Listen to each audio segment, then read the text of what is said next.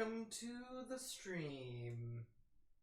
The final stream of the year, 2021. Minus possible bonus streams if we happen to. Yeah, we cannot guarantee any more streams. We cannot guarantee it. We got our boosters today. We gotta move this. We gotta move our arms. Yeah. Other than my arm being sore, though, I'm feeling pretty good. Yeah. Anytime anyone says LLMK, then we should move our arm. Because long live the Monkey King, boosters are blessings. They are. They are blessings. Tonight, we are doing our first ever top 10 list. But we've already adapted it. Changed it. So it's more than top 10. But it is our top memories from 2021. That are board game related. Our top memories. Yeah, I guess that. Yeah.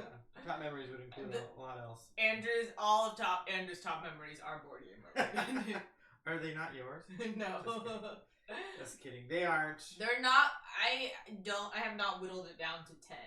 So mine's nowhere near 10. So we'll just start. 10, top 10 plus all the what do they say, honorable mentions. So, okay, we should just get into it. Yeah, let's get into it. Also, for anyone who's here or joining, we want to hear your favorite top memories, board game memories from 2021 as well. Yeah. So the rule is each memory is paired with a board game. So some of them are a little bit bigger than just one board game, but we have to at least choose one board game to pair with. So. Nice. Okay. Do you want to start us? I'm gonna go out of order, but I just want to get this. I'm gonna go chronologically. I'm gonna go sort of chronologically. Yeah. So I'm gonna start with Sleeping Gods, and I'm only saying this now because I feel like it's a top game for a lot of people, but it's a game that I didn't originally like the creator when I tried the other games. You didn't like the person, like. No. The games that they Ryan created. Lockout, the no, human being. It wasn't that. It was just like I didn't. And it's not that I didn't like it. I just didn't. It didn't. You haven't really connected with any of his yeah. games. Yeah. Sorry. But then Andrew was like, "We should really try this one," and I really liked that one. And it was a bigger game that we tried to play when our baby was born, and so it felt like such a treat. Mm-hmm. And I really liked it. We haven't played very much of it since, but it was very fun. Yeah, we need to pick that campaign up again. Sleeping Gods. Yeah, so Sleeping Gods is your first. This is a list of games that we want to play again soon. That's also true. This is kind of also baby related. Katara. I think I feel like we should have had these games in front of us to show. Oh shoot. Because it's like hard to just see people talking. Yeah, I mean we could go grab some games if you want to chat with the people. Well, the problem is there's gonna be 50 games that you bring over here. That's true. We don't need the games. They won't fit in front of us. So Katara, which is a small area control game, and we played it with our friends the Peaks, and we played it. We were proving to ourselves that we could still play board games after we had a baby. I had our baby on the backpack thing that they wear, and he was just sleeping, and we played the whole game while he was asleep on my chest. Yeah, R.I.P. Also, being able to do that, because now early potential time to even. It was one of the 2 or 3 times we visited anyone during the pandemic. So in the height of early 2021. Yeah, it was before vaccines, but they had just been tested, and we hadn't been anywhere, so we figured it was safe. And yeah, and I think all but one person worked from home too. Yeah, but it was one of those. That's true. That's a good memory because I feel like that was the one. They were the one people that we saw other than your family, and it was the perfect game choice for that event because it was area control, which we know both of them like, and it was a bit fighty, but it's probably one of the nicer area control games as well. Like you don't ever feel totally punished in that game. You can come back pretty easily, and so There's a lot of good push and pull, and yeah, it was fun. There's a moment where I was like, we should play a game where when one person's talking, can the other person run and grab that game and find it before the other person's done talking? That's what I was thinking. But you could. We could do that. I'll be better at finding them. Yeah. I don't know if I want to have to put them away. I don't know if that's a lot of work. If chat asks to see this, we'll grab them. If anyone's interested, we will show the games. I'm afraid about like running, trying to be quick, and then like it all toppling over on me. So my pick. It's the not next one stack of games. The next one shelves. is The King is Dead, and I really like that game. And again, we played it. It was one of the games that we played at a higher player count and lower player count. No, we played 2 players, but I'm talking about one. Then we played it at a higher player. Oh, okay. And it was very exciting to see how the game changed at the higher player count, and I just really like. I mean, I liked it at 2 player too. I don't really. It's different games depending on the player count. If anyone has played The King is Dead, it's just 8 actions, and it's an area control game. And there's 2 win conditions. You either win via getting points from controlling areas, or if there's too much fighting, then the French come and invade. And so that's all the same between 2 and 3 or 4 players, but the game is so different between player counts in a fun way. Yeah, and it's not like one's better than the other. One thing that I realized, Andrew, should we record this just for fun? Record what? This stream, so that we can. It's like a time capsule. I don't know if you always get a chance to. Yeah, I'll just put it over to YouTube, unless you want the actual recording. I just want it recording as just for personal. Okay. Memories. We will start recording. I'm a very nostalgic person, so I want to remember these things. Well, now we have to repeat what we just said. No, just kidding. I mean, just as a reminder, we are doing our top board game memories from 2021. Yeah.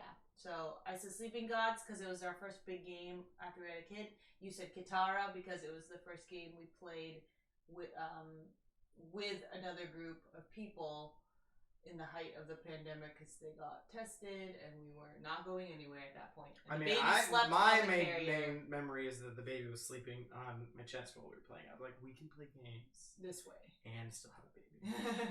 And then there's a lot of hope in that game. Yeah, that's true. And then the next one I'm gonna pick, which is not a surprise, is Rococo. It might be my favorite game. Actually, it might have changed. It might have been my favorite game of spring. I don't know. What is specific? Well, we haven't played it in the fall. We haven't played it in the fall, and I don't know if we played it in the summer, but I just talked about it nonstop, and I wanted to play it over and over and over. It just was like it was cool to experience a game that really fits how you think. Mm-hmm.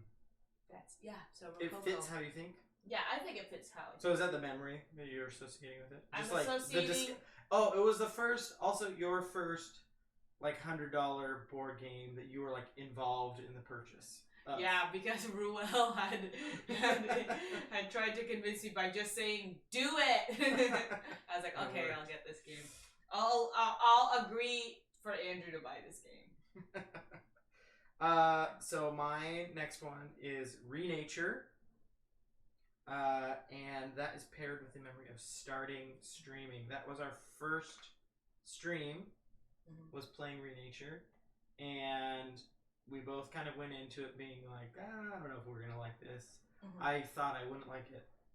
I just full stop. I didn't think I would like it, but I was open to trying it because we were like, oh, let's try to make some videos, and I was thinking I like editing and filming videos more instead of live, but I was immediately sold on the idea. I was like, this is way better than editing videos, editing and recording videos, just because of the interaction that you can have with the audience and the less work afterwards. You just get to enjoy the game. Yeah, you get to enjoy the moment of playing the game, and you may be a little distracted during the gameplay because you're doing the stream, but you're not doing any additional game or any additional time afterwards. Mm-hmm. Which is like a lot of people have fun with that though. It maximizes our time together. That's Whereas true. if we were filming, it would be like this much time filming, and then I would go by myself edit for hours. And you just don't like editing too. Some people are. Yeah, I don't love it. I will do it if I have to, but yeah, it's not my top choice. The next game is Beyond the Sun. Ooh, yes.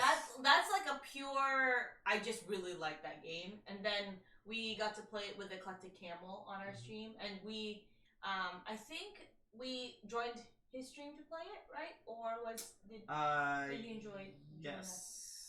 He joined us. I think it was one of the early ones, and I was a little nervous because I didn't know if our computer could handle it. But it's just such a fun game. It's probably like one of my favorite, like similar with Rococo. I'm trying to tease out the memory and the experience with the people from the game, but I think those two games, like I know I really like base level the game. Mm-hmm. Yeah, and I think one of the reasons we wanted to mention that we do top game memories is that kind of in our philosophy of judging games, I don't necessarily believe in like a terrible, specifically terrible game design, because every game under the right light with the right people could be fun.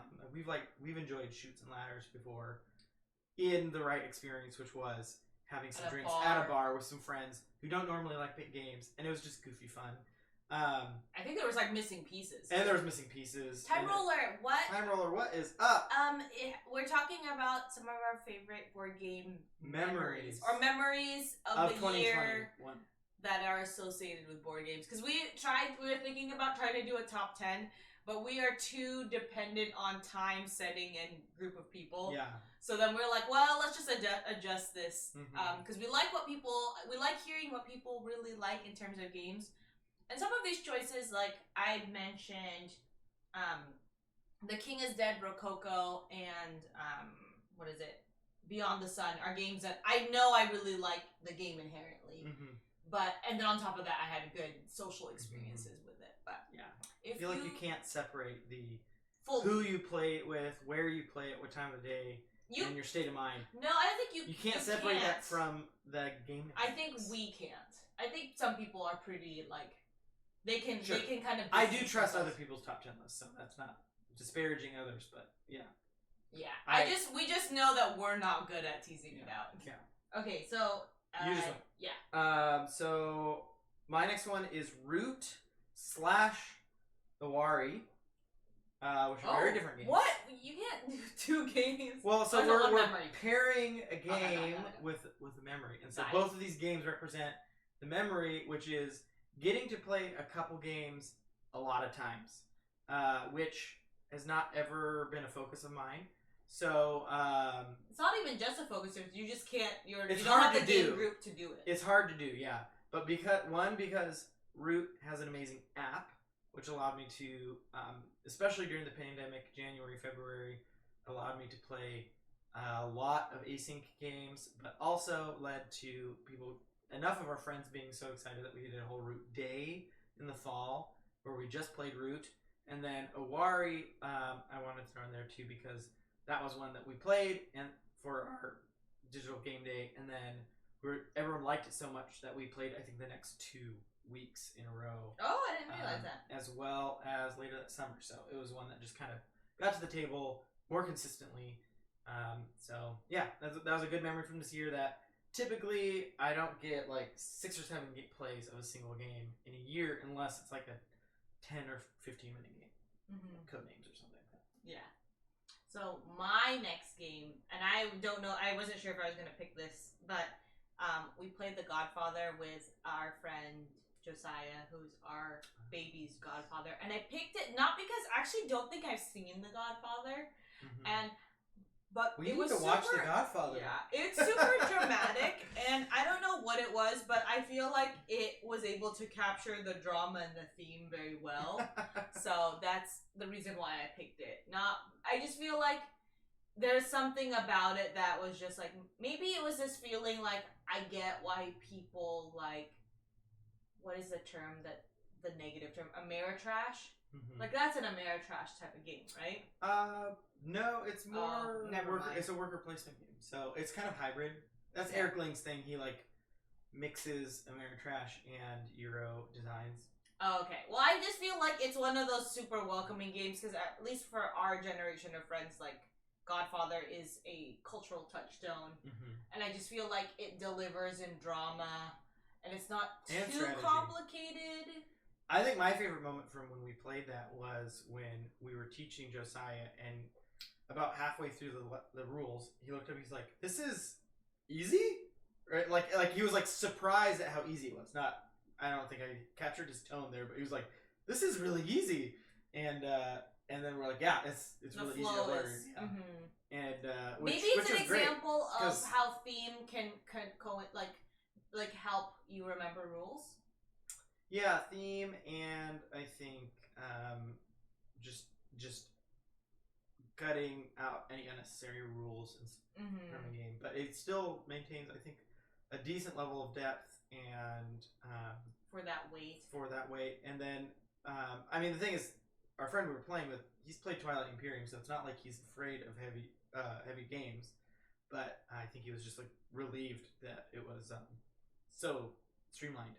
Yeah. I think it's one of those things where it just kind of reminded me that games, I don't know, they can deliver with the drama. There's like strategy, but there's something about like your actions. You're just going to a location, right? But like going to the location because you're gonna like intimidate a front, like the owner of the store. Like there's something. It's so weird how a little bit of narrative. It's like in other worker placement games, you go somewhere and then you get a resource or whatever. But like, I'm gonna go there and I'm gonna like play a character and do an action within a story. It's just exciting. I don't know. I just like that. Also, the worker placement in that game is associated with area control. So the spots you go also mean you're trying to control that area. Yeah. Which and you do that by intimidating them. Yes. That's what I would like to imagine. Yes. All right. Next one is Dinogenics, paired with Ruel raiding us, and that was the first raid we had. Oh, really? Yeah, and he had messaged me earlier that day saying, "Hey, I'm gonna raid you. Just so you know, we're gonna raid you this afternoon." And we were so hyped, and we were playing Dinogenics that night, and so we were like, "What's a fun thing to do with Dinogenics?" So we grabbed Dr. Alan Grant, and we welcomed everyone with Dr. Alan Grant, and then he just like a mainstay analog alert as thanking our follower from that moment on. Because up at that point, I think we were just doing random things for our analog alerts for follows. Yeah. So that became because the next stream people were like, "Where's Dr. Alan Grant? Why am I not getting thanks for my follow?" We're like, "Well, I guess this is just gonna stay now." I'll find that toy again. Yeah. The next one I picked was Terraforming Mars. And I only picked it because I know it's like really highly regarded. And it's one of those examples of like Pia judging a book by its cover and then just eating my words. Because I really enjoyed it. But I think, again, I really liked the game, but I could see an alternate timeline where I didn't really connect with it, even though it's really good. But we played it for the first time. I mean, we practiced before, but we played it with Matt from Silver Medal Tavern, and that just like, and Duchess. But we had just like, it just put me in such a good mood because it was like our first time like collaborating with anyone. Yes, yeah. And he was just like such a great host, and the game is super, super good. And but honestly, like it could have bounced off me pretty easily, but it was like, it's probably one of my favorite games too because we played it again with the Moy, and in like physical pieces, and it just makes a lot of sense in my brain. That's another one where it's kind of a Euro, but the theme and mechanics are married so well, even despite ugly cards, which it's known for. And what kept me away for a long time. That is a crossover with me. Whoa! With that same one, Terraforming Mars. Paired with the memory of streaming for the first time with another streamer, which was so exciting. And of course, Matt, was a great host. And then on top of that, getting to play a game that has been so highly regarded for a long time, and I've been too cool to play it. I'm like, it's so ugly. I don't want to play that. It looks dumb. And then eventually just giving cool it... is dumb, yeah. Andrew. Eventually giving it a try, and then, yeah, it's one of my favorites as well now. Yeah. So yours was Terraforming Mars. Mm-hmm. Alright, this is a good one. People won't relate to it, though. So Gugong and chasing Kickstarter versions of games when it's way too late to get the Kickstarter version of the game. I feel like that's an Andrew problem. It's like finding a game that I really like, and then knowing that I missed the Kickstarter. I said no to it at some point, and then is your shot arm starting to? Yeah, I'm moving my arm that I got my booster shot in. I just felt it twinge, and usually I get it in my dominant hand, and I got it in my less dominant hand, and now I feel like it's not getting as much use. Anyway, sorry, I cut you off. I don't know. Oh, chasing kick. So I did that with Gugong. I did it with Tidal Blades, and most recently, and anyways, it's been a fun way to play a game, realize I like it, and then get the deluxified version. It ends up costing a little bit more in those cases, and there's always the uncertainty if I can actually do it, if I can actually find it. But I've been able to find both of those, and I don't know. There's something satisfying with being able to try before I buy with the big Kickstarter things, because then I go into it more confidently. Mm-hmm. And hi, DJ Lojo. Yeah, you can take that spot right there. It's the best spot on the couch because you have leg support. It extends. And also, it's the least sat on, so it's the least sunken in. So, grab a wool blanket and take a seat right there. And we are sharing our top board game memories of the year. Mm-hmm. So, we also want to hear yours. Yeah, so, board game related memories. Yeah, you have to pair the memory with a board game though. So that one was just as you would pair a blanket, a wool blanket with a couch and some wine. Yeah, I guess pairing that's multiple things. Yeah, pairings with wine with food or blankets with couches. People were doing their top 10 favorite board games of the year, but we are not really but we're not very discerning. We're not reviewers, really. No. So we're just talking about our favorite memories. So my last one was board games, chasing board game Kickstarter versions after it's too late. DJ Loja says, played a new game this past weekend called Guildmaster. Not sure if it's new, but it was fun schooling my brother and cousins over barbecue ribs and beer. That's awesome. Barbecue ribs and beer and a board game? A delicious way to that sounds amazing. That would be a top memory for me for sure. Mm-hmm. The next one I did I picked Rival Restaurants. There's actually a lot of stream related memories here. I'm curious about in the future if there'll be my memories are stream heavy, but it's because we haven't really played as many in person with people. Yeah, and it was our first year streaming, so everything was new. Oh yeah. First times. But Rival Restaurants was one that I picked because we brought it to my best friend's house, and they loved it so much that they bought it. And they like games, but they don't do they're not interested enough to search for new games. Mm-hmm. They buy the games that we introduce them. But it was just the perfect combination because there is an element of trading and messing with people mm-hmm. that her husband really likes. But she and I love cooking and games that you build, Cooking Mama. We loved Cooking Mama. And the recipes in that game are awesome. The recipes are beautiful and they're really detailed and they're really unique. They're not really basic recipes. Anyways, I picked it because it's an example of just bringing the right game to the right group, mm-hmm. and then the satisfaction of hearing later that they bought it, and they've introduced it to other people too. So mm-hmm.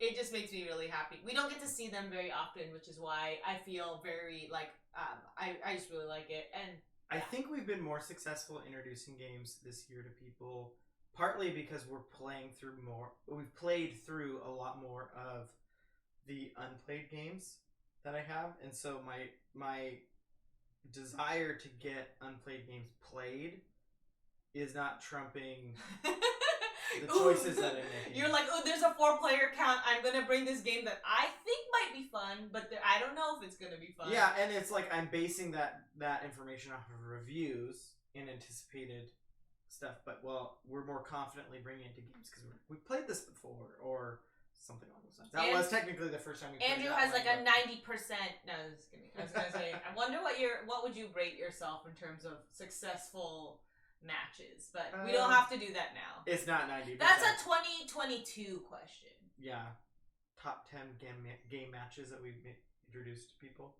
So my next one is Bandada, and that being our first review copy sent to us. Bandada was a Kickstarter last year, and it was a little dice card game, and it's a really fun little 2-player game. Goes really fast, and it was just really exciting to have someone reach out to us. We didn't ever anticipate even the possibility of that. So that was, so much fun to be reached out to by the creator of Bandada, wanting us to try it out and see what they thought of it. Yep, Live, what's up? Hi, we are streaming on an off night tonight. So, it's Tuesday. Usually we do Mondays. So, but this is probably going to be our last stream of the year. So, or at least like we're that recapping and remembering the year. Yeah. So the next one that I am going to pick is the Snallygaster situation, which is a game. It was really fun because we contacted the publishers and we were able to like give a game as like a giveaway on a Tabletop Live Network event, which we were a part of. That was our first and only giveaway. Our first and only. So maybe you could win something in the one and only giveaway that we do next year. No, maybe we could like make a goal for 2. That's double the giveaways. Yeah. We just pick our games so late for TLN. Yeah. But it's a really fun game, and it's based actually off of a role-playing game. Yeah, the universe of a role-playing game. Yeah, and called Kids on Bikes. Kids on Bikes, and we haven't played it though. It looks cool. Mm-hmm.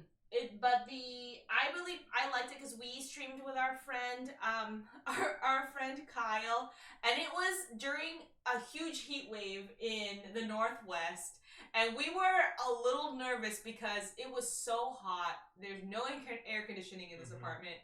Our baby was teething. Our baby was teething. So anything could have gone wrong. Anything could have gone wrong.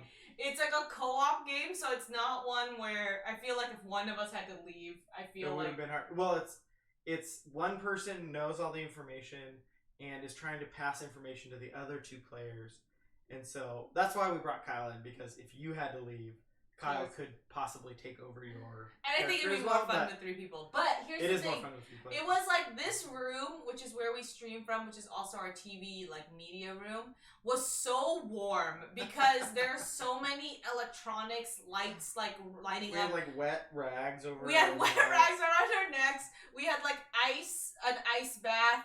Like what is it? The swamp like. Is it called like a swamp air conditioning thing? So it's like ice in front of your like fan.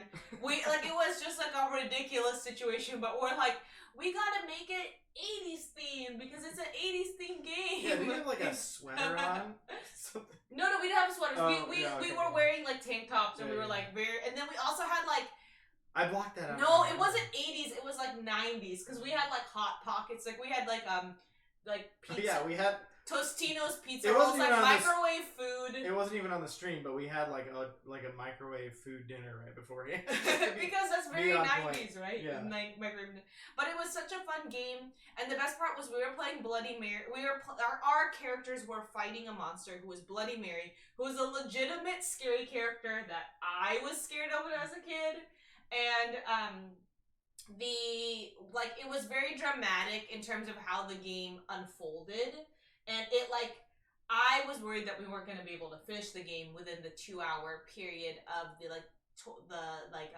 Tabletop Live Network event, but we like had like it was just so narratively like perfect, and then there was like the big fight at the end, and then we made it with however many minutes to spare, and then we just ate our pizza rolls, and then it was so fun. Yeah, the climax happened at the right moment, and then we rated the next person. It was great. But it was just like one of those moments where it's like, this is a mess. Like the ice buckets everywhere and the water rags.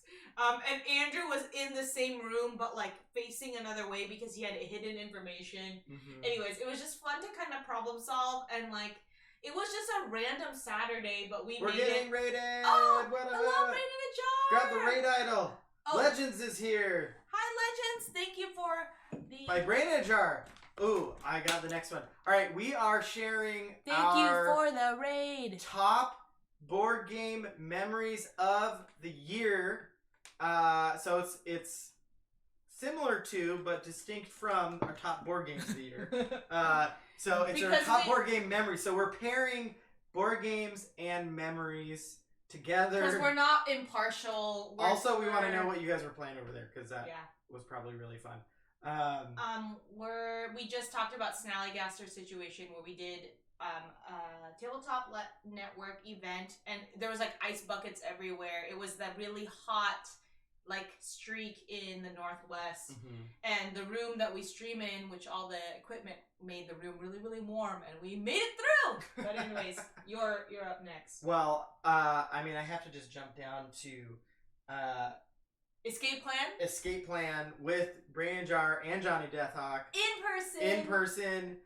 First off, it was the first Lacerda game that I feel like I've connected with. I played Lisboa before, and we were not ready.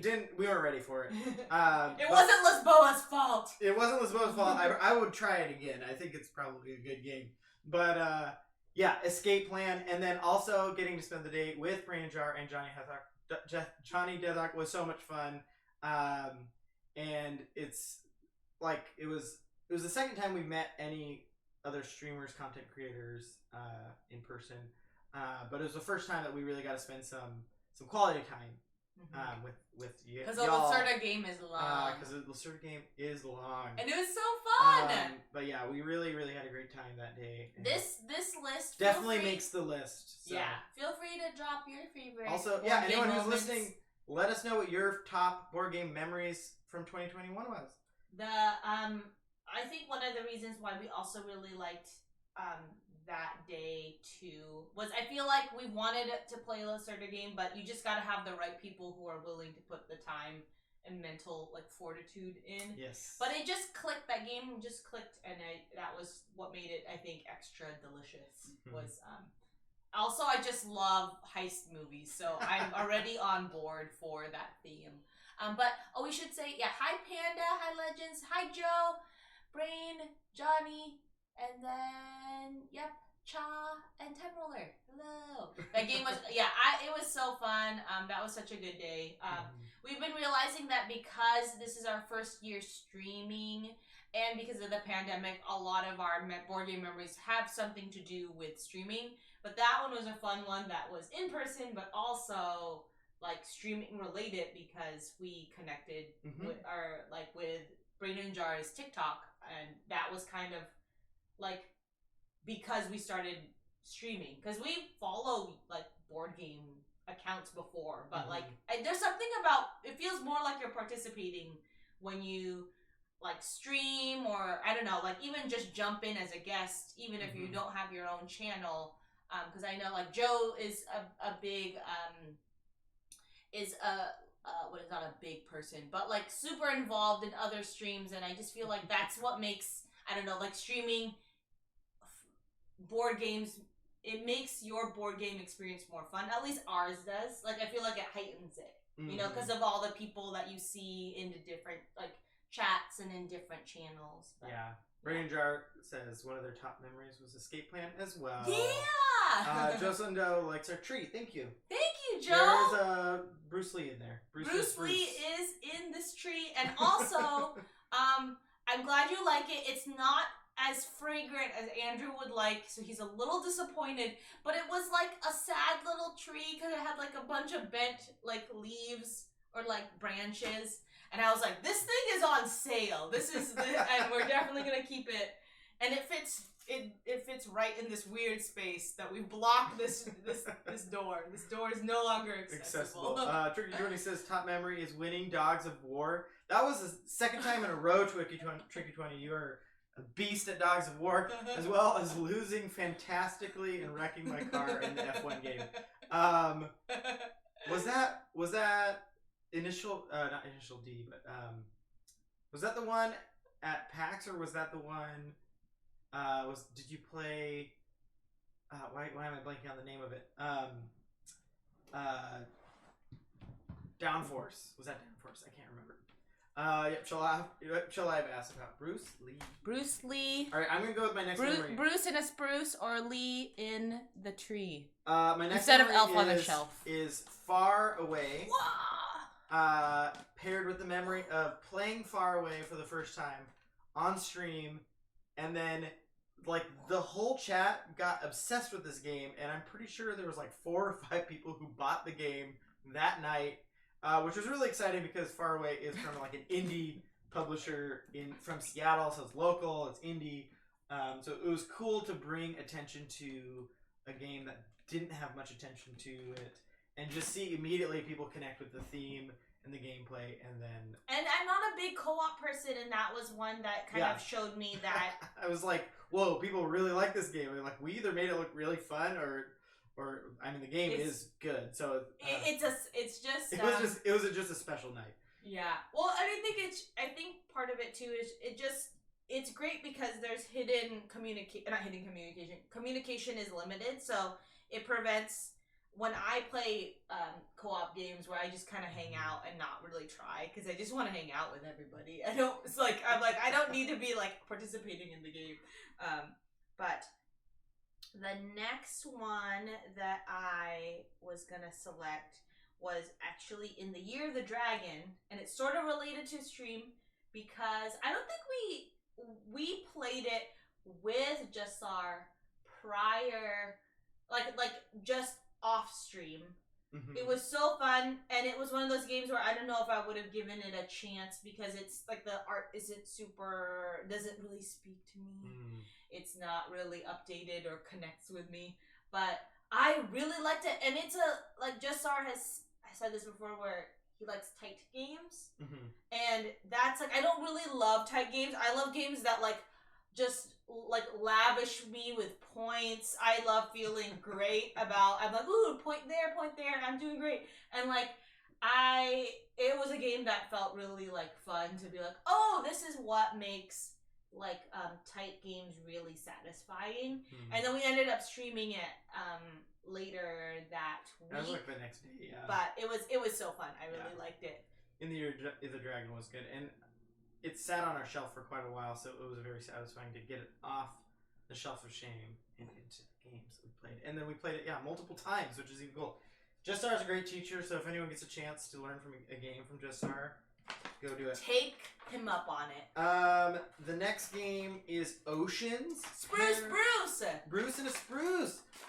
Spruce Bruce. The next game is Oceans, paired with the memory of playing Oceans for Tabletop Live Network and accidentally killing all of the chat. No, it wasn't accidental. Before we streamed, we were like, this is going to be such an interactive game. It's great for streaming. We're going to name each species after someone in the chat, and we're going to write it down. It's going to be so much fun. So cute. Yeah. You know? And then it was devastation. Brutal. We were just killing people or species left and right, and we're like, oh, we just killed, we just killed Joe, we just killed Tricky, Legends, we just killed Legends, we just killed Brain, and it wasn't our intention, though. It turned out to be pretty fun, though. I remember think people liked it. When I think there's a character where it's like I don't know if it's a homunculus, or there was a card in that game where you get a giant brain, and Brain and Jar had just jumped onto the stream right when I had it as an option. But it was just a funny one because we had played a game prior, and just the way the cards and the game was set up for that particular game, it was not super brutal. So we were like, oh, this is fun. Our first game we didn't kill each other that much. But... Yeah, and not only did we not kill each other, but the waters were not as inhospitable. But then when we streamed, it was like really brutal, and everyone died. Legend says save Team Bonita. Yeah, Bonita. Yeah, it was Bonita and Brambeard that like they were like the species that were like head to head. Yeah. But getting killed by streamers is kind of the dream, though. I'm glad. This is good feedback, Joe. Hi, Crab Wave Wiz. How about Deep Vents by Red Raven? Deep Vents. I've seen the box cover to that one. Red Raven is the publisher of Sleeping Gods. Oh, nice. Yeah. That Sleeping Gods was one on my list. Also, you should do a shout out. Yes. Crab Wave Wiz. Crab Wave Wiz is the owner, operator of our local family game store. Lost Star Games. Games. But also, it is where we got a game we can jump over to that is Descent. Because Descent is a game that Andrew has really wanted to play. And I think I'm connecting with it because specifically my cousin moved back into town and we started playing this game, Descent. The new one that has an app with them. And she has a graphic design degree.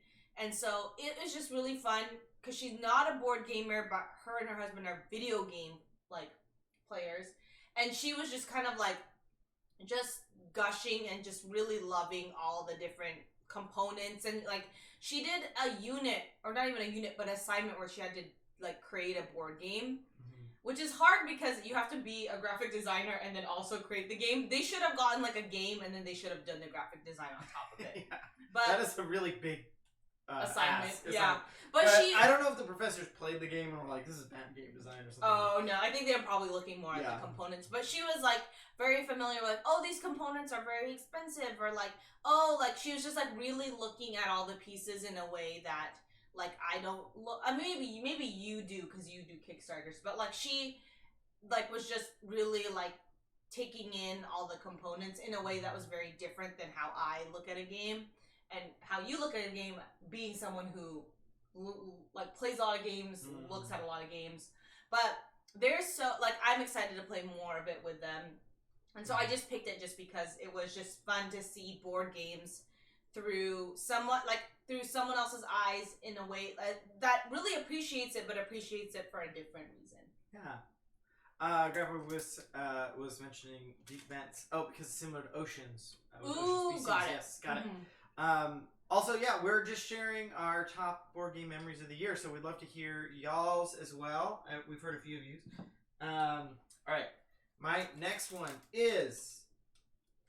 Oh, you already talked about In the Year of the Dragon. That was a crossover for me. Modern art and discovering gavels in board games. /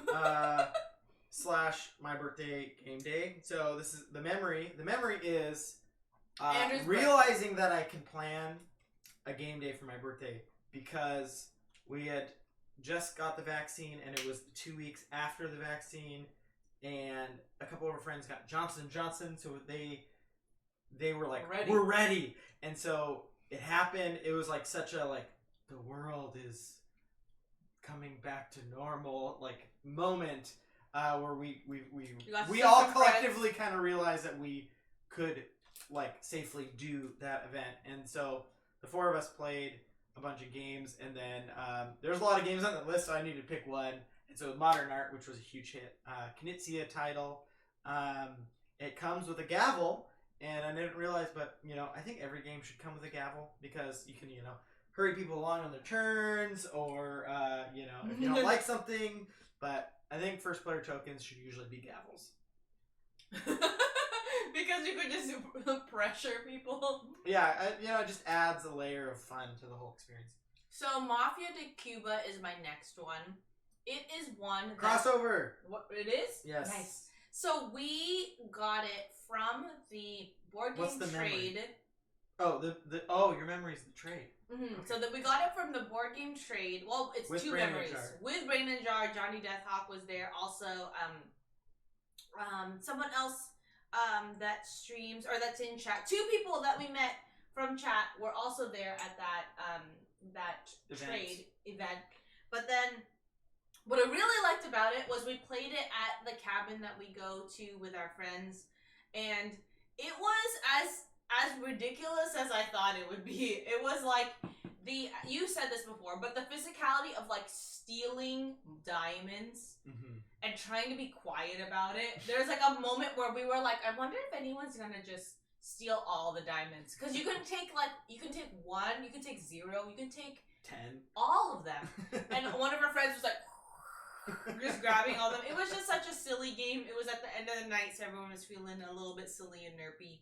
But I picked it because, again, it was just like a fun pick for that group.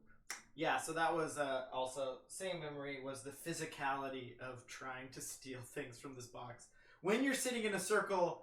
I need to grab the box, because it's, for those who don't know what it is. Yeah, okay, go bring it. It was suggested by the stream as a great campfire game or camping. By Jassar. Jassar suggested it. Too bad Jassar's not here because he's getting called out a lot. We'll send him the link to the video on YouTube later. But anyways, yeah, it was just everyone was giggling the whole time, watching each other, because you're just sitting there watching this person try to take something from this box without revealing what they're taking. And the light's low because it was nighttime. It was on the deck, so it was outside, so it was dark, but you still can see things pretty well.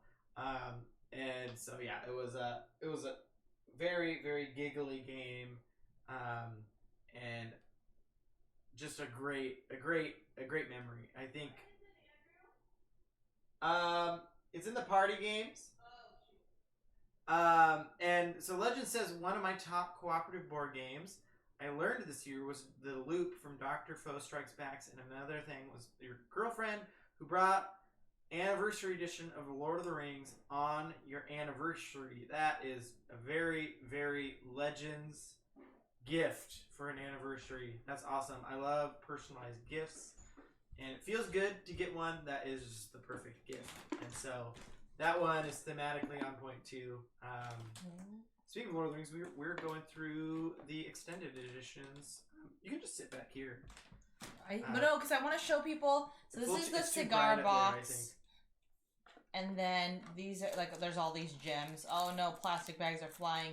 But it's just like, I remember, it's funny because the reason why I also picked it was because a lot of people suggested games that you could play around a campfire when we were doing a stream in the summer. Because like this one doesn't require a table. And there was a lot of really good recommendations, but I could not remember them. And then when I was walking around this really large like swap meet, I saw like Cuba, or I saw Mafia, and then I saw like, I was like, that looks like a kind of a cigar boxy type thing. And I was like, oh, this was suggested. And I don't remember game names. Like, I don't really remember. You don't remember the games we play. I don't, yeah. So it was like just an insane hashtag, blessed Monkey King moment where I saw it and I could connect Justar mentioning it. And there was enough clues where like, I kind of know the name. I kind of know that it's a cigar box. But yeah, it was a really fun, and that group of friends is very kind of like the composition of that game, because there's some people that play really heavy games in that group, and there's some that just love messing with people, and then there's some that just like want to hang out with the group, and so it was really fun to play that game. Yeah. But so my next one. No, you just did Mafia. Keep it. Okay. My next one is Nemesis. So Nemesis is crowdfunded game, very expensive. It's the most expensive game we've ever bought, and we went very luxurious. Went all in on it. So in terms of gameplay, I like how you say we, because it was definitely an it was a like birthday present as well, I think. It was like a combo. Part of it was a birthday present. Anyways, so it was very expensive, which I think I felt like I had done enough research for it to know that it was, because some people don't like it and some people do like it, but I felt like I would like it. And then finally getting it to the table, luxurious like Andrew's beauty. Finally getting it to the table, and then having this moment where our friend David, who was playing it with us the first time we were playing it, he like everything's going fine. We're doing fine. For you guys who know, it's like semi-cooperative, so it's generally cooperative, but ultimately there's going to be winners and losers, so you're trying to backstab each other a little bit. Isn't that life? Yeah, just like life. And so David and another player was in a room together, and he just looked at everyone at the table. Was like, I'm setting the room on fire and closing the doors and hitting self-destruct. Like, all in the same turn. We're like, David, what? And just set him down this path of destruction for the rest of the game, in which he eventually lost after losing both arms and getting caught on fire. And he was like one space away from winning? from the escape pod, where he would have at least, he would have won, been one of the winners. And then he died outside the door of the escape pod, which, was karma for all the bad decisions he had made. That whole story arc of his character, 100% sold me on the game. I was like, I love that I got this game. Everyone at the table had a great time. Playing with a bit more chaotic people is definitely key to having a good time, but it was a wild ride. It's about playing with chaotic people, but chaotic people that are your friends. Because if you met someone who was just chaotic and you're like, I don't have any connection with this person, and I have no empathy or any you're just like, I love this because this is a funny memory I'm gonna have of this friend. Exactly, yeah. And this is the first time I met this person, and he also came to our house with, okay, now I need to grab another thing, because Andrew plays video games with him all the time, and he came to our house, hold on. Yeah, so we played video games probably nightly during the peak of the pandemic. We would play video games almost every night for most of it, and so I knew him pretty well, but Pia, this was, I think, her first time meeting him, and then he showed up with these. This might be not safe for work. This is the warning. This is not safe for work. This is but what happened was he came to our house and he threw this banana to us. And then it's the weird, limp, flaccid banana. It's the grossest thing. We've showed this on stream, I think, before. But it's there's sand in it, and then it's sticky. But he came to our house. I had never met him, and then he just was like, "Pia, here you go," and just tossed it to me. But apparently he found it at a store with his kids, and then he thought it was really funny, and then he saw that item at the store again when he was buying snacks for this game night. So he's like, I need to buy one. I need to buy 3, and I need to throw them at people during this game day. But again, I think that's the part that was fun, because I've heard about this person, and then I hear him say, I'm setting the room on fire and I'm hitting self-destruct. I'm like, what is this game? Time Roller says that looked like For the King, which is a remake of Biblios. I did not know Biblios was getting a remake. That's great. I like Biblios, so that's fun. And then DJ Lojo asked about Murder in Hong Kong. We love Murder in Hong Kong. It's probably we do. Time Roller. One of my favorite. That's probably That's probably a 2019 top game of the year for us. We played it at New Year's. Yeah. Or not with at New Year's. Maybe 2018 then. Yeah, I think it was 2018. 2018. Yeah. Wow, that feels whoa. But it does. You want a bigger group for it. So it hasn't got played recently, but actually it's a good reminder to bring it up for the holidays. I came in last place, says Panda, about a game earlier, I think. Oh no. that rarely happens, Panda. What video games do you play generally, says DJ Legend? I play everything and anything. Because he wants to just hang out with his friends, so he'll play anything. During the pandemic, it was Apex almost every night. And then I haven't played Apex probably for the last 4 or 5 months, just because because I want to play other games. And it's addicting. And if I turn it back on, then I will only play Apex for the next 2 years. So you played a lot of what is the Japanese game? The JRPG. The one. Oh. The game with Persona? the students. Persona. That was an early pandemic game. Pia and I played through probably 80, Pia meaning 80. I sat in this with a wool blanket, DJ Lojo, and I just watched him play. Well, I didn't just watch him. No kids. Beginning of the pandemic, we had nothing else to do, so we played every day for quite a while. Just the two of us playing through. Yeah, it was just not feeling Persona. well, and then you played the Spider-Man game. I'm trying to think of the game. Yeah, Spider-Man. A lot of anything. I play on PlayStation, so the exclusives there. I haven't finished, but been playing through Death Stranding, which has been an interesting one. I know people, and then I've actually been enjoying the new Battlefield. A lot of people don't, but I've been having fun with it. Stuff like that. Joe says I was second to Splitgate, last. that's been a fun one. That's been a big surprise. A little free-to-play game. Joe says I was second to last. That's what happens when you play against the taco and the shark. So the shark is Panda, correct? But then who's the taco? Also, hashtag flaccid banana. Yeah, exactly. Yeah, let's get that trending. Let's right, not get back trending. to board game memories. Were you next or was it me? Yeah, yep, chat.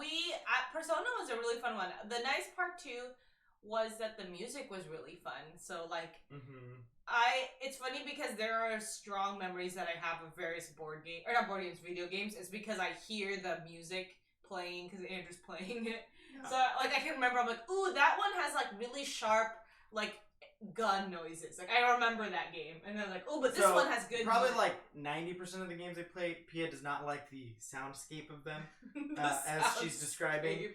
Persona has a agreeable soundscape, so you can have it on the speakers. Otherwise, 90% of the things I have to have my headphones on, and they're because she describes them as sharp, which tinny. Anyways, I don't understand fully, but it is, loud gun noises. And people don't enjoy hearing gun noises. No thanks. I need to hear my cooking show in peace. So the next one I picked was Pandemic Legacy, and I feel like I'm slow. Ooh, this is a crossover. Both with me too. What is this? Cross over. Okay. I've never played a Legacy game before.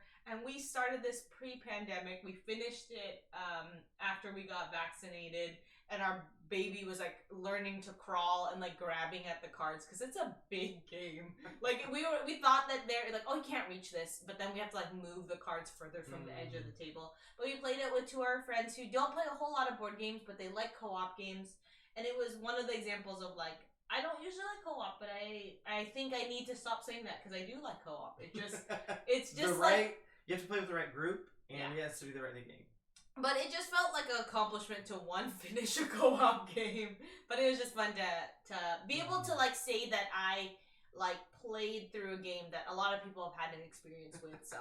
Did you imagine no kids how life would be? Yeah, I remember those days. So many video games.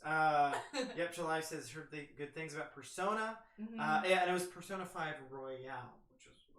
And you've played earlier Personas too, right? 4. I played 4 and 3, but I didn't beat either of them. But they were really fun. The 30 or 40 hours I played. They are like 100+ hour games, so they're hard to actually finish. Speaking of which, we haven't finished Persona 5. We just got 70 or 80% through. But anyways, Panda says Joe says Panda and I were playing Sagrada again. Yes, against a Lone Shark and Taco Maniac. A Lone Shark? That's such a good name. And then he says, Panda is usually the shark, but a lone shark is more literally the shark. Absolutely. And DJ Lojo says, For the King is a pretty fun one. I play with my wife sometimes on Steam. And that was the re-implementation of Biblios, I'm guessing, which I think was mentioned earlier. Ooh, yeah. Kind of like a video game and board game. Or is that For the King... That is a video game. Which one are you talking about? For the King, it's that hex-based like role-playing game. It was Eclectic Camel streamed that with kind of like a video game and board game. I'm totally blanking on who it is now. With Mandy. But I really want to play it. I don't really have a lot of familiarity with that type of game, so I tried to play it. And here's the thing: David, Eclectic Camel, had suggested, he's like, it's probably good to have someone help you, like, kind of orient to it, because they didn't do a good job of, or they didn't do as good of a job of, like, explaining it. And, like, I tried to play it by myself, and then Andrew, like, he picked up on things about it that I just didn't, because I'm not super familiar with video games. But I really wanted to be able to play it, but I was like, I don't know how to move. Like, I was like, just struggling with just like a hex movement. Yeah, but then I'm like, I was just like clicking. I was, if you wouldn't think you could button mash that game, but I did. Yeah, it's a turn-based game. I was like, it's menus. I was like, and now I moved to the menus, and now I click something, and I was like, that was my action. But yeah, it was fun. All right, so back to the memories. We should play it together. Yes, 100%. And I would want to play it with Eclectic Camel and Mandy as well. I think that'd be fun. So my next one is Sanctum / Magnastorm. Magnastorm. And the memory that's associated with both those are playing poorly reviewed games and loving them. Oh yeah. If you like games... a poorly reviewed game, let us know. Oh yeah. Both of those games I bought for whatever reason. I think I got Sanctum because it was the sequel to Adrenaline, which I really liked. And then Magnastorm was just on sale, and it looked cool. Which we always say, don't just get something just because it's on sale. I learned that eventually, but at the time, it was not my philosophy. You can get something you wanted on sale, but you don't get something because it's on sale. Yeah, is now my learned philosophy. Anyways, so both those games I bought, heard reviews of from people that I trust who really didn't like them. So Board Game Barrage really didn't like Sanctum, and Magnastorm, I can't remember who it was that had said bad things about it, but there were some people who just generally didn't like them. They didn't connect with it. They sat on my shelf of shame for a long time because it just like... You didn't trust yourself. No, I just, when I was like suggesting what game to play, I would pick games that were generally regarded better if they were going to pick a new game. And so they were both generally, I think, on the way out. I was going to trade them away. And at least Magnastorm, I think Justar was like, hey, I will teach you this game before you give it away. You need to, or sell it. You need to at least try it. That's a third Justar reference. Okay? Yeah. And MVP. So, so that's a good memory. There's been a number of games. It was a really good game. That have been saved last minute before they got sold, because we got them to the table just as a last hurrah, just to try it, and then really, really enjoyed them. So Sanctum, we had a great time with Sanctum. It's not the deepest game in the world. It's not going to be like you're going to get 50 plays out of it. But you really could like get like Diablo. 10 good plays. But you also said that it's kind of like Diablo, and it's like a Diablo style board game, and you have a good memory with it. It's the art is like Diablo, but I would say the gameplay is not really much. Like Diablo, okay. So. Well, it's not even cooperative, which is surprising for something that's supposed to. Is it kind of fun to like a game that other people disliked, and then you're like? I'm sure there's plenty. I have since seen people who do like Sanctum, but sometimes when I hear really negative review, it just sticks in my memory. Like, if I see another reviewer who likes it, I might not know them as well as the reviewer that I heard that didn't like it, and so I don't trust that as much. You remember negative things more than positive things. That's just I feel like it feels like not extra money, but just like extra bonus points that like some people don't like it, and you're like, but I like it, and so I'm getting fun out of something that isn't liked. Maybe it's kind of like a feeling like guilty pleasure, like something that you like that other people like to hate. But wait, I saw something earlier that Joe Sando says, I love Mysterium. And Chad says, have you played Mysterium? It says it's very fun. It's such a good game. We played it actually with your Uncle Josh, and it was such a good time because I think it's a game that we were like, I feel like you're gonna really like it because he doesn't like highly strategic games. Mm-hmm.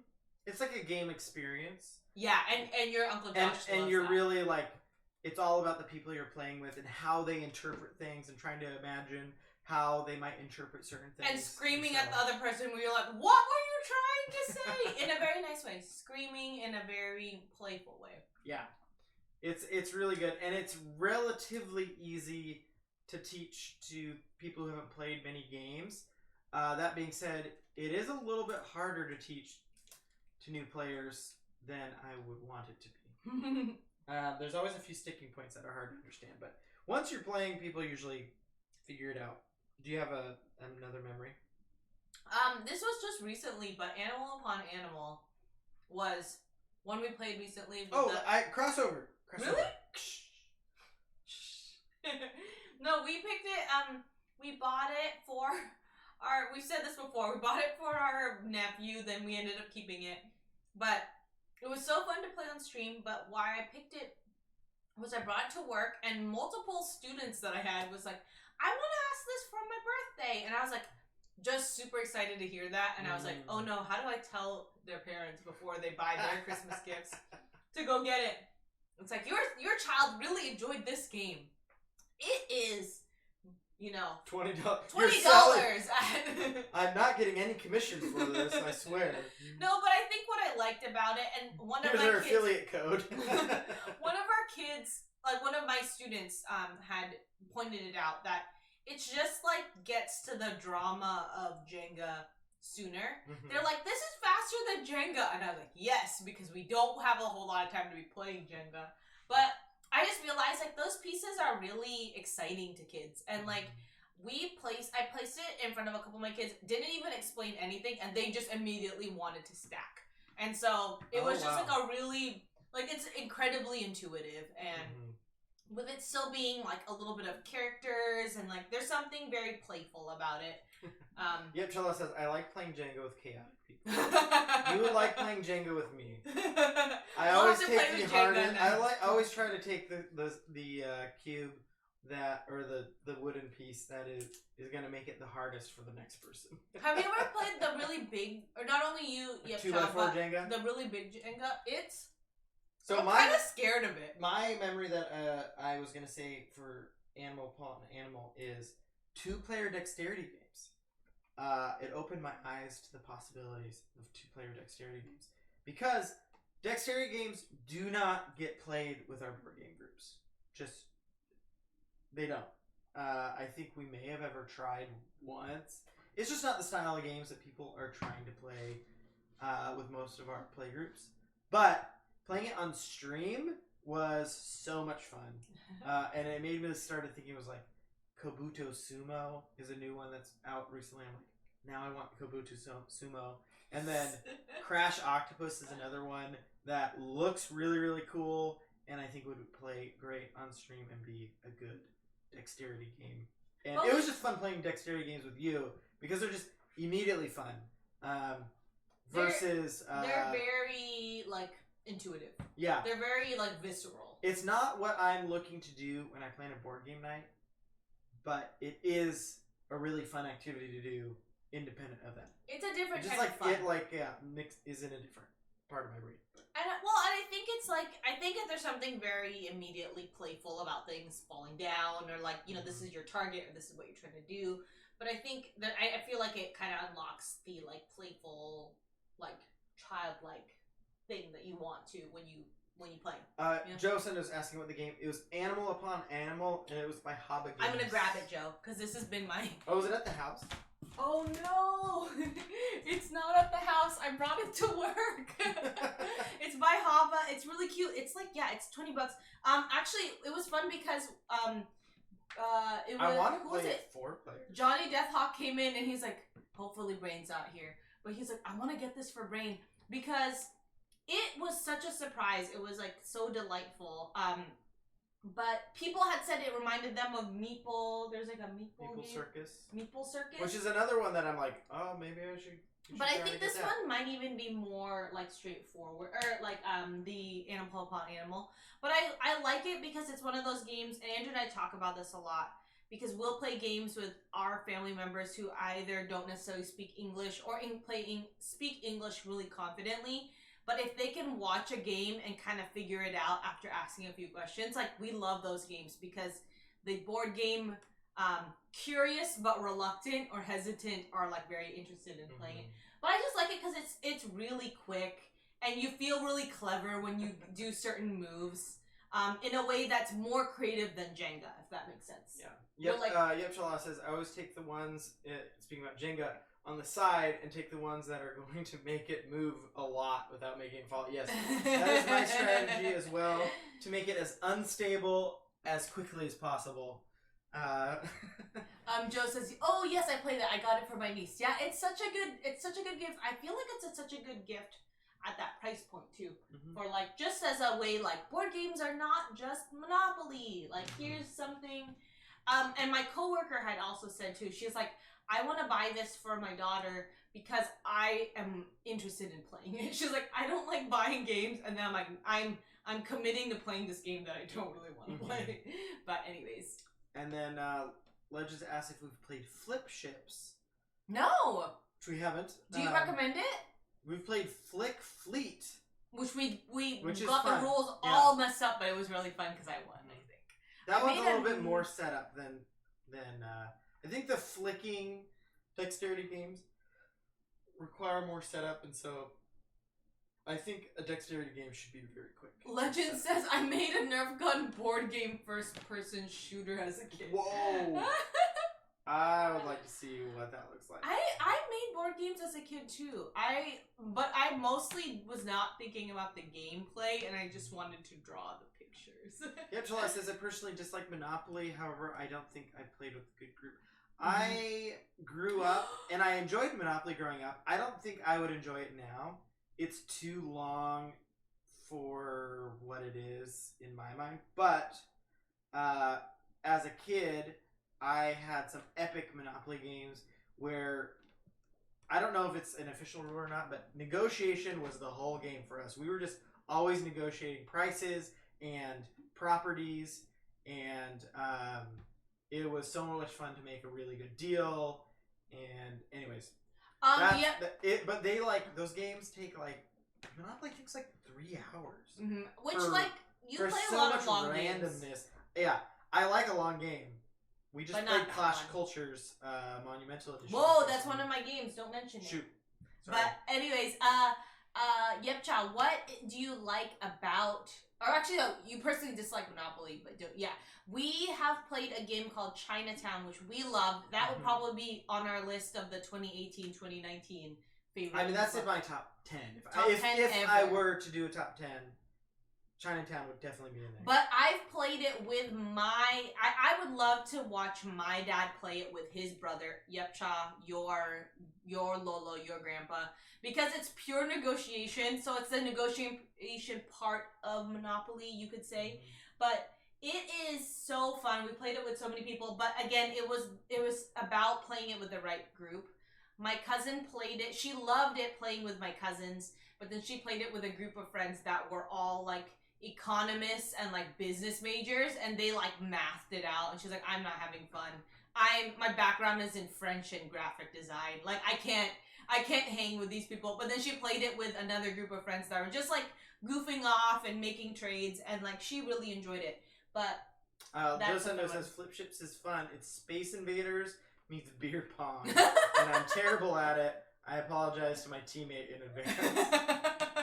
Yep, Charlie said Monopoly takes so long. Yeah, I am fully down to play a long game if it's engaging the whole time. If the narrative of it is engaging, if the puzzle of it is engaging, if anything a part of it is drawing you in the whole time, I'm fully into it. I don't think Monopoly provides that, but there was a time in my life that it did. So I'm not going to disparage anyone for liking Monopoly, although I would maybe recommend other games because I know those games now. At the time I did. So Chinatown, I would say the thing I usually say with Chinatown is that I would play it with anyone. You could pretty much teach it to anyone. ironically, the one group of people that I probably wouldn't play it too much with is like heavy board gamers, because there is a way to play Chinatown that is less fun, and it's if you get really mathy with the economy, and because it is possible to know the value of every trade or every deal to someone, and if you take the time to math everything out to a specific number, you'll know the values, and then the negotiation kind of stops at that point. And so I would say it gets a little less. That's like it's 1 weakness, and I've heard. Oh, whoa. Bruce Lee fell. Bruce, get back in the spruce. He's trying to escape. Actually, that's really dark. He's our prisoner in this train. Whoa, he's here at his own free will. Yeah, no, he came to us. I swear. I don't know. I'm adjusting my list because we were saying that we were gonna do top 10, and we're definitely. I'm getting close to my end. Are you? Really? Oh, if you're almost at 10, then I will. Oh, we're way past 10. Oh, okay. But I'm just saying I'm close to the end of my list. I'm not, so. All right, so the next one for me is King's Dilemma, and that is paired with the memory of getting regular game nights back on the schedule. You love to see it. You love to see it. The game nights so regular, in fact, weekly, so that every other week it was a campaign game, and the other weeks it was competitive games, or I guess campaign games are competitive too sometimes. Anyways, King's Dilemma was a huge hit with our group. We almost finished it before 2 of our players had babies, and now we're on hiatus for a little while. But we were maybe 1 or 2 games away from finishing the campaign. I'm very excited because also not only is it a great campaign and a great experience, the next game I'm excited to play is either Oath or Clank, because I've got some campaign games lined up on deck. So yeah, I'm excited. My next game I put, and this is an example. I swear.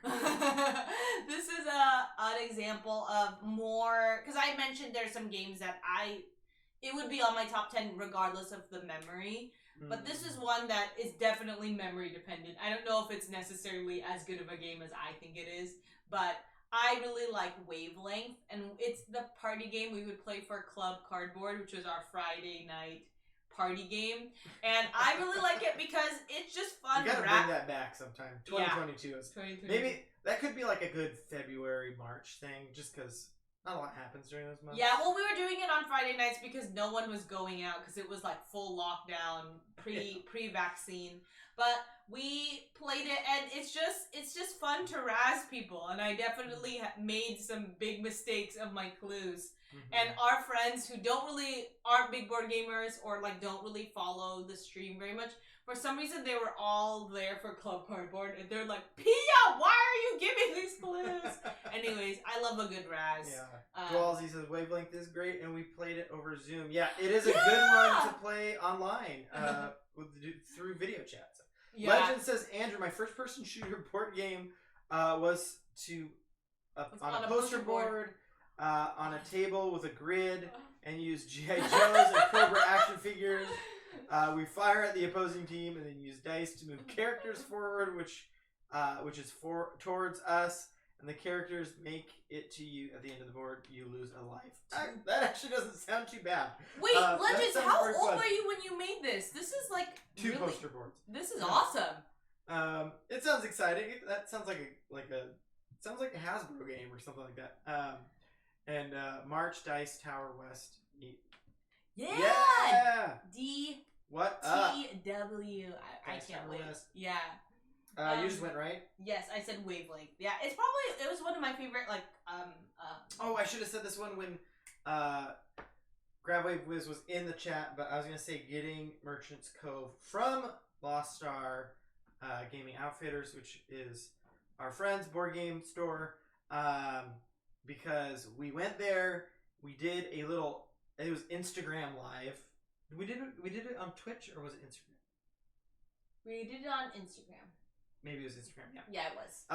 Because we went live just from our phone, which was fun to even realize that was an option because we didn't do that much, and played a little game there. But while we were doing that, we were consulting, I think tweeting Lord of the Board. No, Lord of the Board. Oh yeah, we were tweeting separately Lord of the Board about Merchant's Cove because he had posted recently that he really liked it and they had it there. And I really wanted it, and we were talking about buying a game when we went there, and so we're like, "What's the best expansion?" Well, no, it's funny. It was like this.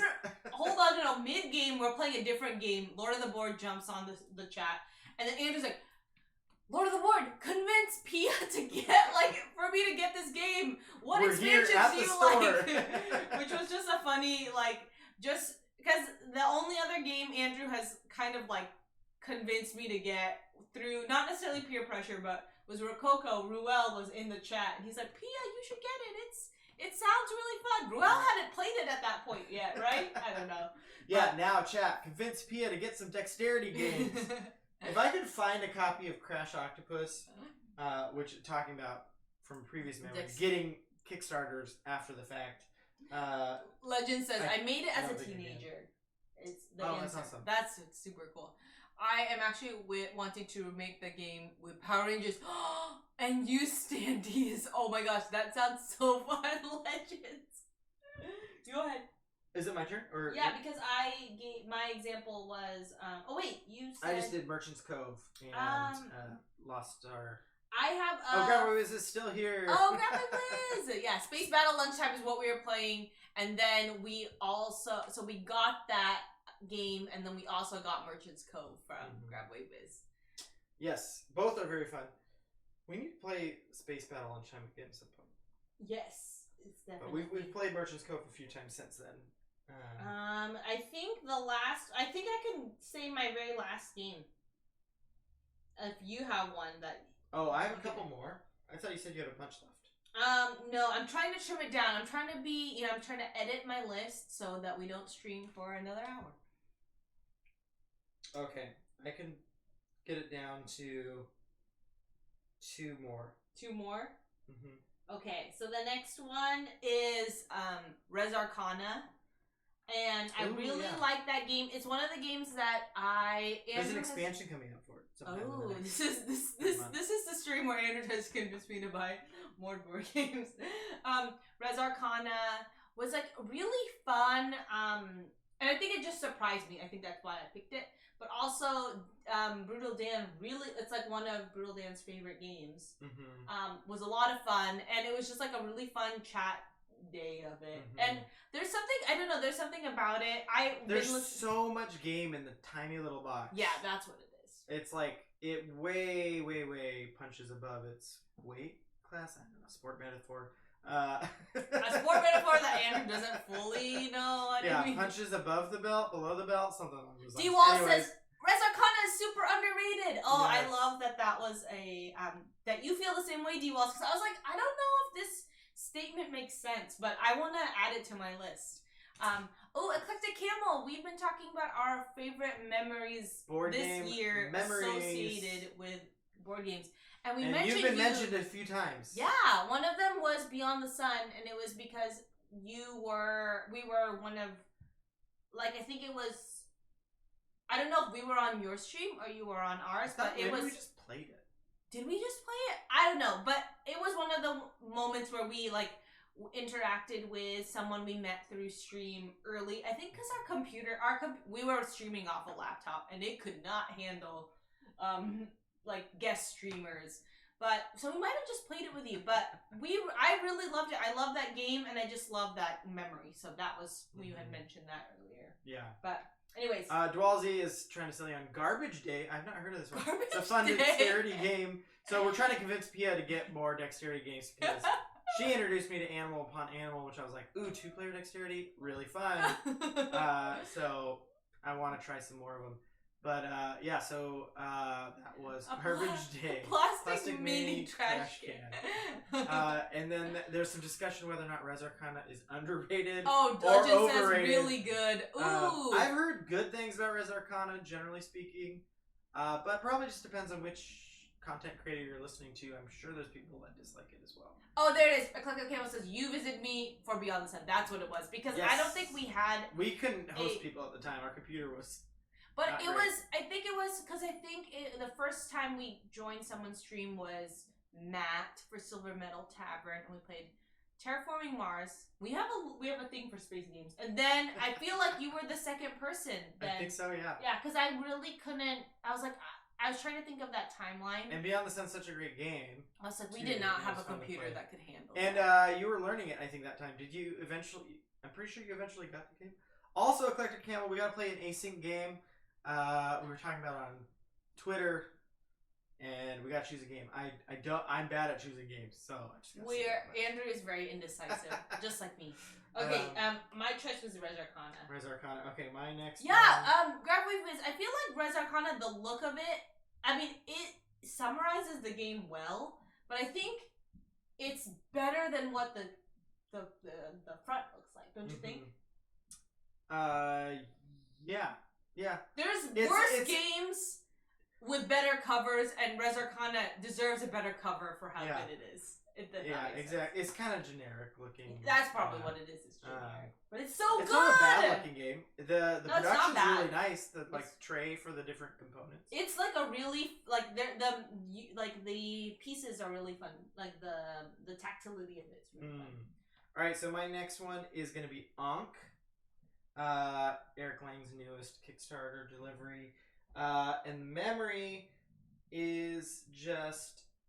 Well, first, there's a lot of... I mean, anything from Cool Mini or not, or from Kickstarter, tends to be controversial because there's these big, garish productions that are too expensive and probably has too many components.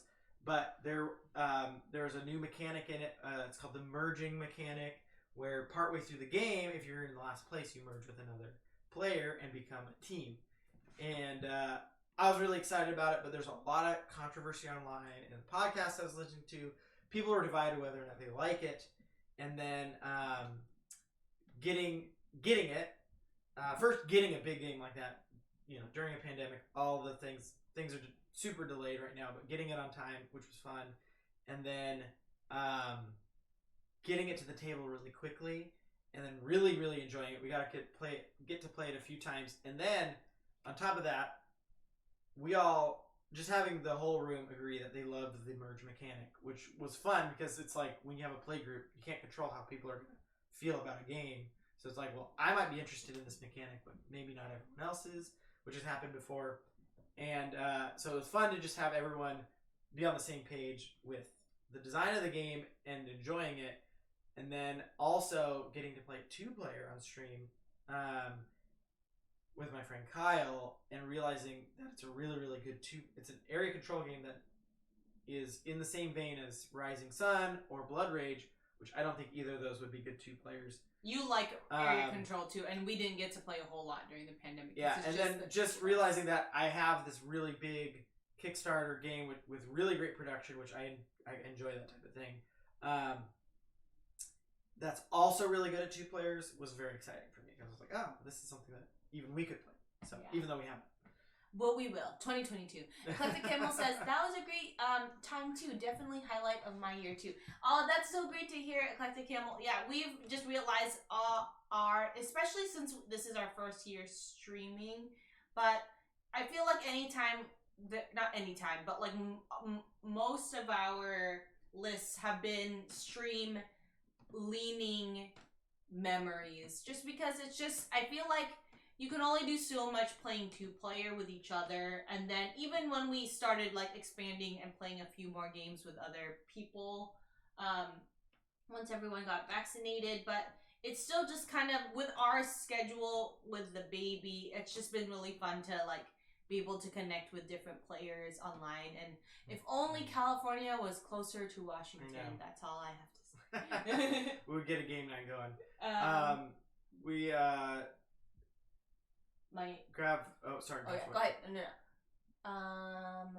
The Star Wars Legion. Legends asked Gravwave with what has been the hot commodities this year. And then also, Eclectic Camel, feel free to share one of your top board game memories of the year. It doesn't have to. It doesn't have to have anything to do with us. But I have one more, or I could bring it out to 2. Okay. What, 1 or 2? I've got. I mean, I could do 1 or 2. Okay, so a quick one, because I've talked about it a lot before, is Power Rangers, and specifically because, again, I don't really have a big. I mean, I do have some opinions about board games, but I was like, oh, Andrew, this is an expensive game, and Andrew's like, this is your childhood. Your childhood was mostly pretending to be a Power Ranger. I was like, I don't know. But then we raided into Rolling with Rock stream, and he was playing Power Rangers, and Andrew's like, I've talked to you about this game, Pia, and you're like, no, I don't really need to play it. And I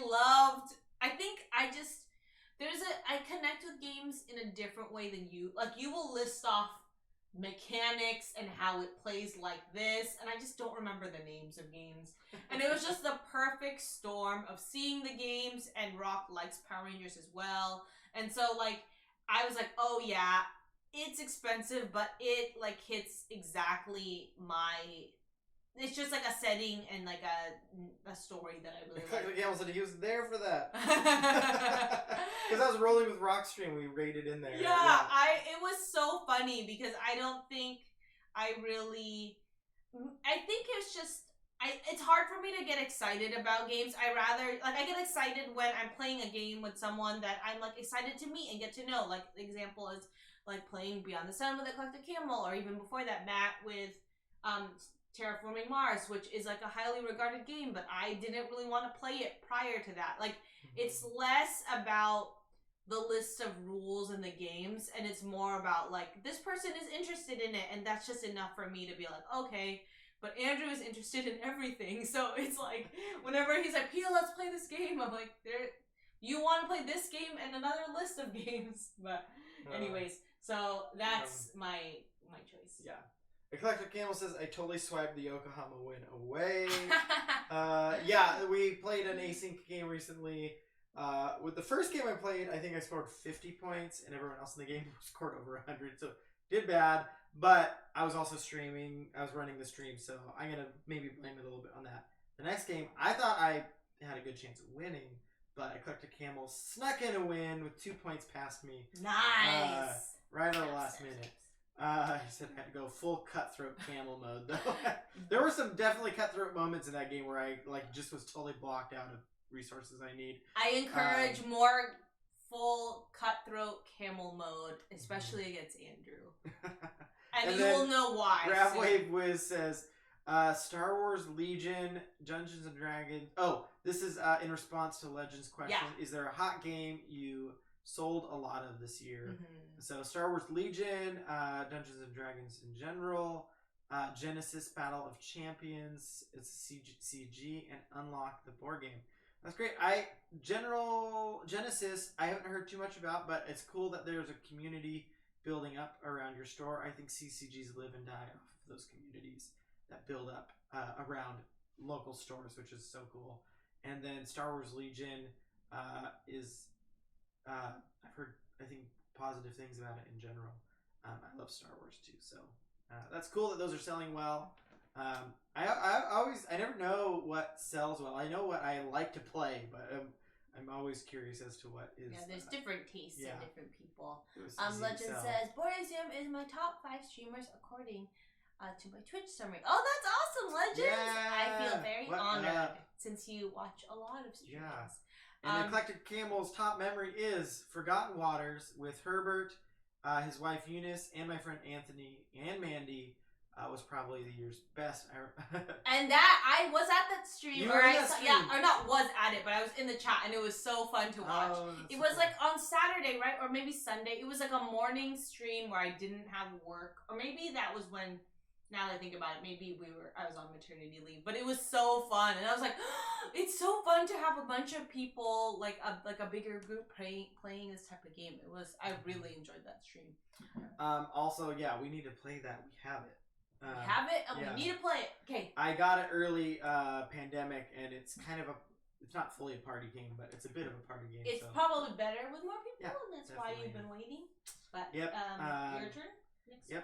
And Legend says Star Wars Legion. They played it once, and it was good. So this is the last one. The last one. All right, my last one is Dice Miner paired with PAX. So Shout out to I got Tricky to go 20. to PAX. Shout out not to Lemoyne. PAX U, but just regular PAX.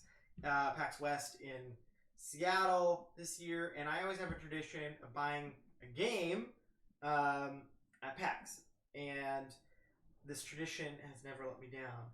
Again, what did PAX bring you? What PAX other has years? brought me Samurai. Love it. Top 10 game of all time. Is a top 10 game for both of us of all time. But it was early. Azul, which you haven't played as much, but Azul, another amazing game that we have friends who play it weekly because of us introducing it to them.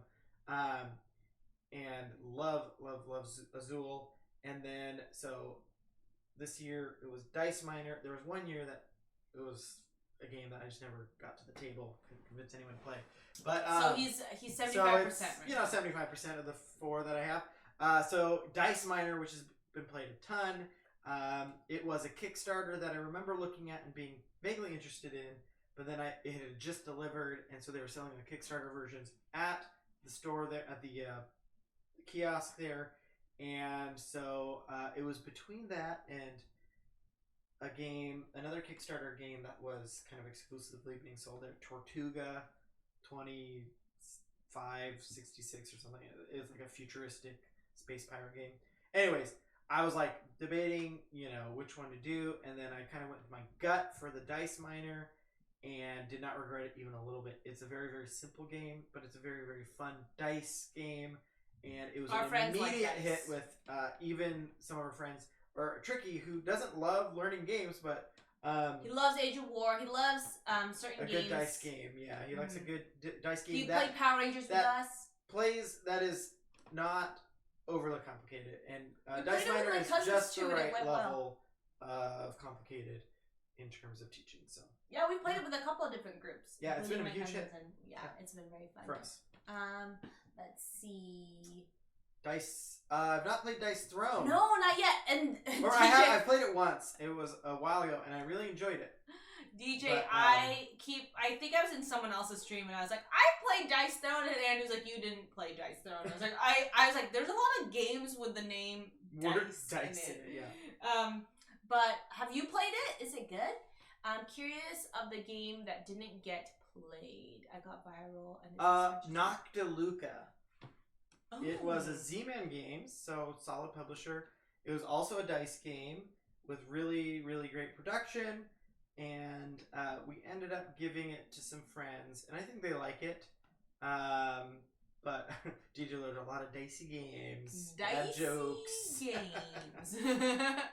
So it was Noctiluca, and I think it probably would have been a fine game. But yeah, I don't know why that one just bounced off some people. No, it didn't bounce off anyone. Didn't I play it at all. I brought it like to 5 different things, and people just kept not choosing it. Well, here's the thing. Andrew brings, whenever it's a game night, Andrew brings like 5 games minimum. So I think maybe the problem is it's a quick game, so it's like we could have played multiple games. I don't know. If we did the last game of the year, I would like everyone to, cue that forgiveness moment, because Andrew needs to be forgiven for a gross transgression, because we played you can just start playing it and I can talk over the forgiveness moment. Andrew has wronged me. He wronged me when we played Clash of Cultures. We played Clash of, it's one of our first heavy games. This is yesterday. The wound is fresh. It is no, we played it a lot. About how many years ago? Probably 7 years ago. Whoa! With a couple that we 13. That lived near us. They moved back to Oklahoma, so we didn't really have a play group for it. But we really like it. It's like Civ, the board game, and I really love it. Andrew was trying to attack my 5 size city. Right, so okay. No. Listen, hold on. I did it. It's my fault. I take ownership that I didn't have any soldiers there because I was fighting barbarians near the area. But Andrew, on his turn, this was the final round, he was like sitting there staring, and he was trying to figure out a way to attack that area. He couldn't with the turns that he had. He had three. One action too short. He was one action short. And then he starts saying, like, I couldn't have done this. And I was like, Andrew, quiet. Don't say anything. And then he was like, and then he, like, said the turn he wanted to do. And the next person was like, I can do that turn. And they attacked me! And then won the game. And Andrew was like, oh... I'm just as much a victim in this, too. I lost the game because I spoke too soon. We both lost the game. What a noob. Don't say your turn. I should have held my tongue until the end the of best part was that the person after our friend Krister, his wife, she... had to figure out if she would try and take my sacked city. I don't understand. So there's context. let me set the context here. I'm too angry. It's a area control type game. You build cities. Those cities can be sizes 1 to 5, and that's points. So a 5 city is 5 points. A 1 city is 1 point. I was trying to do a 5 city. That's the biggest city you can possibly make. Sorry, we're just and yelling. It's 100% undefended by Pia. No soldiers there. She just has one little tower, which is like rolling 1 dice in combat. Hold on. And you're making this. Hold on. You're making it sound like the thing is I was fighting barbarians. The thing is, it wasn't in a very accessible location, so it was kind of defended by other cities around it that also had soldiers. But I tried to do a move where I took a boat and attacked your city through a boat. But I was 1 action short. I couldn't end up doing it. I thought I was the only one in range of that city, so I thought it was safe to say. But turns out I was not the only one in range of the city, and our friend did the turn that I wanted to do, and took basically, it's a 10-point swing because it's minus 5 points for Pia, but it's plus 5 points for him. But he took the city, and then there's a moment where his wife had to figure out if she wanted to get like secure points, or if she was gonna try and take his points. Yeah, she had I think she had 2 guaranteed points that she could get. I think 3. Or 3 guaranteed points she could get. Or she could risk it and take those 5 from him. And if she had done that, we did some rolls afterwards just to see how the combat would roll out. Alternate timelines. She would have won the combat, and she would have won the game subsequently. It basically the win like passed through a lot of people. Well, and here's the thing, the way you make it sound is sounds like I completely disregarded defending the city, but I was doing other things, and I was just hoping that because it was the final round, final turn, and so I was just trying to be like, if no one notices, I didn't know how to calculate how far people could move with what technology they had, but I was like, as long as like no one pays attention to me over here, I think I can handle it, because I had to leave my area to defend. Like, I couldn't defend because I was dealing with some barbarians in the area. Anyways, with that said, it was just as dramatic a game as it was back 7 years ago. We were playing it. It feels, and it's hard to compare because it's been so long. The game feels smoother. The game feels like turns are faster. It could be just we've played a lot more games since then too. I'm not sure. I remember the turns being pretty, like the downtime being pretty long in the original, and that was one reason I don't think we played it in the subsequent years as much.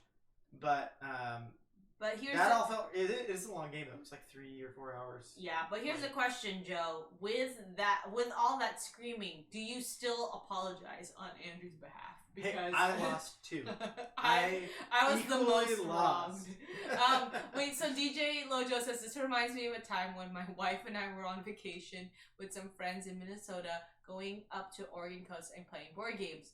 we were playing Smash Up, and my wife basically ruined the whole game because she was solely focused on screwing me over and didn't realize that she let the last person win. She's so blinded by her motivation to take me out, she ruined it all. I feel like your wife and I play in a very similar way sometimes. If you're still mad at him, I apologize.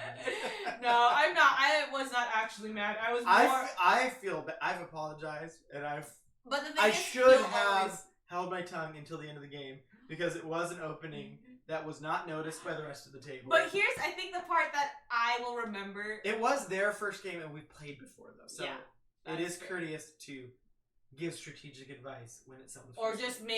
make some Make observations. Yeah. But I don't know. Would others give that strategic advice? I can't give very much strategic advice, but they're good board gamers. Yeah. So, but with that said, I don't want to like tell people how to do their turn. I think that's rude. But I do point out that there's options. Mm-hmm. I'm saying, hey, these are some options that you could do. You know, yeah, that's if they're if it's their first game and they haven't played as many games. Mm-hmm. But. And it's such a funny game because it's a long game, but then you're like, I don't have enough turns to do my moves. But the part that just made me, like, not mad, but I was just like, Andrew, because it's just classic Andrew, where he was so excited that there was the possibility of something, and I told him, don't say anything, and then he, like, quieted down, and then he just bubbled over with excitement, and then just was like, I could have attacked your city. I was like, no! Because then I saw Krister's eyes get wide, and I was like, someone else can mess me up. I would have lost no matter what. Yeah. But I think I could have won possibly, or at least been a close second place. But I think third. Joe, I'm gonna use your tactic from now on, where if anyone's still mad, I'll just apologize. Be like, whether or not the anger is fair. It's like you seem to be really upset, so I'll just apologize. I am Team Joe. Don't blow up today. I'm always on that team. Yeah, the nice thing is we know this group, and I think I realized the theme of the games we like is just dramatic. Like, I'm sure that there's people who are frustrated with the chaos of some of the games that we would play in, but we are friends with most people who kind of just like a little bit of spice. Yeah, we don't have as many people we play with that enjoy. Although this same couple, I think they enjoy because we played Cartographers after that, and that's not a dramatic game. It's just it's like kind of a silent meditative game. There's very little interaction, but we had a good time playing that. Yeah. Too, so. Joe says, I blew up quite a few times earlier today, but in a different way. Ooh, what type of way? Joe and Panda were playing a game. They were defusing bombs today. That sounds fun. I like the explanation because I was like, blowing up in a different way. What could that be? We are gonna raid Defu and Colorfly because I feel like the time we are ending is usually around the time they are, and I like raiding them before they can get in. So we'll see you over there. Thanks everyone for hanging out and listening to us talk. And it was fun hearing other people's top memories of the board game memories of the year and seeing for sharing them. So yeah, and Team Joe, don't blow up today. That's gonna be the thing that And we'll see y'all in 2022. We might try to stream before then, but chances are it won't be because we'll have family over. Maybe we'll play a tiny game right here. A tiny game on this bench. Bye everyone! Happy New Year! Happy holidays to those who celebrate, and maybe stay safe. Not maybe stay safe, but stay safe. All right, we're gonna raid over there. My booster arm.